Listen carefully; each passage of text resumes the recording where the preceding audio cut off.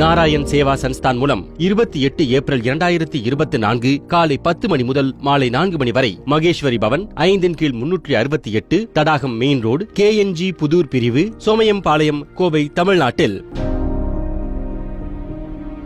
பிரம்மாண்டமான நாராயண் இலவச மூட்டு மற்றும் காலிப்பர் அளவீட்டு முகாம் நடத்தப்பட இருக்கின்றது.